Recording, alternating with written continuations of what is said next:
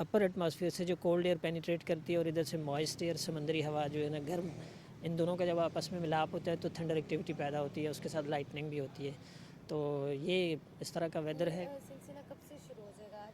کراچی میں تو آج رات میں امکان ہے، ہو سکتا ہے شام میں ہو جائے کہیں ہلکی پھلکی، اور رات میں بھی ہلکی پھلکی ہو جائے. پھر کل دن میں جو ہے ماڈریٹ اور کسی کسی جگہ پہ ہیوی فال ہو سکتا ہے کراچی میں. اور سندھ کے جو دوسرے علاقے ہیں، ٹھٹھہ ڈسٹرکٹ، سجاول، آگے حیدرآباد، میرپور خاص، عمر کوٹ اور سانگڑ، اور یہ جو پوری پٹی ہے نا کراچی سے، یعنی مڈل سندھ سے ہوتی ہوئی اور صدرن سندھ سے ہوتی ہوئی اور پھر اپر سندھ تو بلوچستان کے ساتھ لگتا ہے، تو ان ایریاز میں بھی لاڑکانہ، سکھر وغیرہ میں بھی، دادو، جام شورو اور شکارپور، ان تمام اضلاع میں بارش ہے، کہیں لائٹ رین اور کہیں ماڈریٹ رین.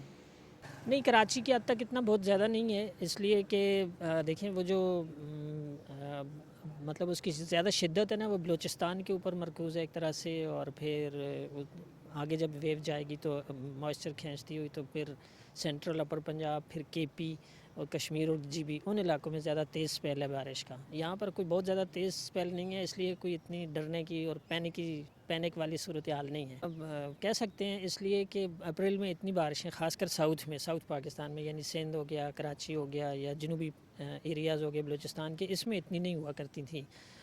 کچھ سالوں بعد ہو جاتی ہے. جیسے میں دیکھ رہا تھا پچھلا ڈیٹا، تو 2019 میں آخری دفعہ اپریل جو گیا تھا وہ ون آف دا ویٹسٹ اپریل تھا، جس میں 50-60% معمول سے زیادہ بارش ہوئی تھی.